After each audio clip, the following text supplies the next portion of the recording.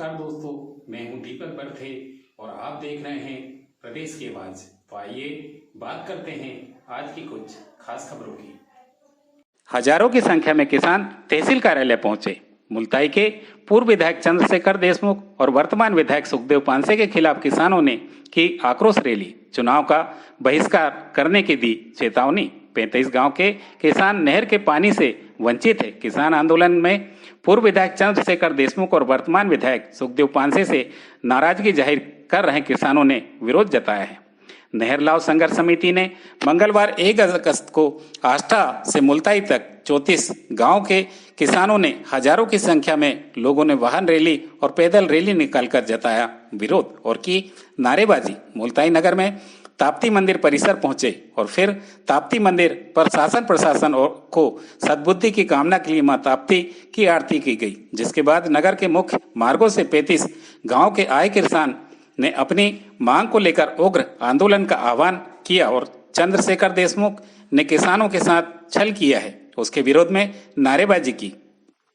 35 गांव के किसानों ने रैली निकालकर आंदोलन का आह्वान भी किया है। सभी आंदोलनकारियों ने एक ध्वनि मत में कहा कि जब केंद्र में बीजेपी की सरकार थी और राज्य में बीजेपी की सरकार थी, तब हमारे वर्तमान विधायक चंद्रशेखर देशमुख जी भी बीजेपी के पार्टी से ही चुनकर आए थे और उन्हें बहुमत के साथ विधायक बनाया गया था, लेकिन उन्होंने मुल्ताई विधानसभा के भोले भाले किसानों के साथ विश्वासघात किया है। जब राज्य शासन में परियोजना पारसडोह जलाशय की सौगात मुख्यमंत्री जी ने मुल्ताई विधानसभा को दी, तब इन महोदय ने मुल्ताई विधानसभा से पानी लेकर पारसडोह जलाशय का पानी बैतूल विधानसभा को दे दिया और बचा हुआ पानी भी पेयजल के लिए बैतूल विधानसभा को दे दिया। इसलिए आने वाले विधानसभा में हम किसान लोग पूर्व विधायक चंद्रशेखर देशमुख और वर्तमान विधायक सुखदेव पांसे जी का खुलकर विरोध करेंगे। हम किसी राजनीतिक दल का विरोध नहीं करेंगे, लेकिन अब की बार ऐसे विश्वासघाती लोग नहीं चलेंगे। साथ ही अपनी मांगों को लेकर आगे और भी तीव्र आंदोलन करने की उन्होंने बात रखी। गौरतलब हो कि नहर लाव संघर्ष समिति 35 गांव के किसानों का संगठन है। सिंचाई से वंचित होने के कारण इन किसानों के द्वारा सत्ता विरोधी अभियान चलाया जा रहा है। गौरतलब है कि पारसडोह जलाशय से सिंचाई का लाभ क्षेत्र के किसानों को नहीं मिल पा रहा है, जिसके कारण 35 गांव के हजारों किसानों के द्वारा क्षेत्रीय जनप्रतिनिधियों पर उपेक्षा का आरोप लगाया है। चुनाव में इन्हें सबक सिखाने की भी चेतावनी दी। मंगलवार को नहर लाव संघर्ष समिति के किसान द्वारा मुल्ताई मासोद हाईवे ब्रिज से पैदल रैली नगर के मुख्य मार्ग घूमकर लोगों को आने वाले विधानसभा चुनाव में बीजेपी के पूर्व विधायक चंद्रशेखर देशमुख और कांग्रेस के वर्तमान विधायक सुखदेव पांसे जी को विरोध करने की समझाइश दी। इन किसानों ने पूर्व में कई बार कलेक्टर से मुलाकात कर ज्ञापन भी सौंपा। किसानों ने आने वाले समय में विशाल आंदोलन का आह्वान किया है।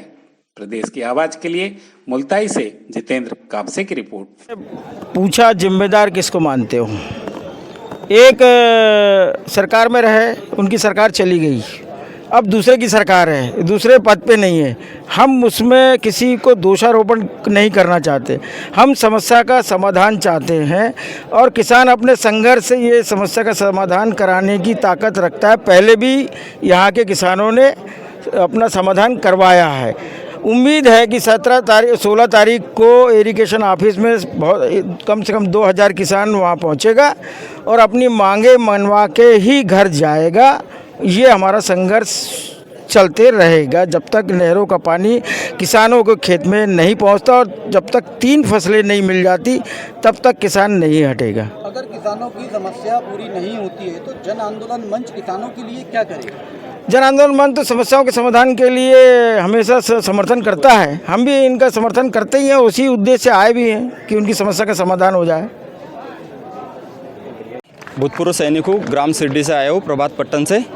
हम यहाँ पर एसडीएम महोदय को नहर संबंधी ज्ञापन देने के लिए आए हैं, क्योंकि हमारे क्षेत्र के अंदर जो पारसडोह डैम बना हुआ है उसकी जो नहर पट्टन क्षेत्र के किसानों को मिलना था, तो उस समय जो विधायक चंद्रशेखर देशमुख थे उन्होंने क्षेत्र के किसानों से वोट ले लिया, लेकिन जो क्षेत्र के किसानों को नहर देना था वह काम उन्होंने नहीं किया। और बैतूल के जो सांसद है भाजपा के, उनके कहने पे उन्होंने हस्ताक्षर कर नहर को बैतूल क्षेत्र में जाने की अनुमति दी। तत्पश्चात हमारे यहाँ से कांग्रेस के विधायक पूर्व मंत्री सुखदेव पांसे जी को हमने जिताया, लेकिन उनके शासनकाल में जो 6 फीट की पाइपलाइन डली थी नहर की, जिससे कि समस्त ग्रामों को पानी मिल सकता था, वह उस समय नहीं मिल पाया और पांसे जी के शासनकाल में पाइपलाइन उखाड़ी गई और वह पाइपलाइन बैतूल क्षेत्र में भेजी गई। हमारा ये कहना है कि जिस क्षेत्र में डैम बना है उस क्षेत्र को पहले सिंचित किया जाए, बचा हुआ जल अन्य क्षेत्रों को दिया जाए।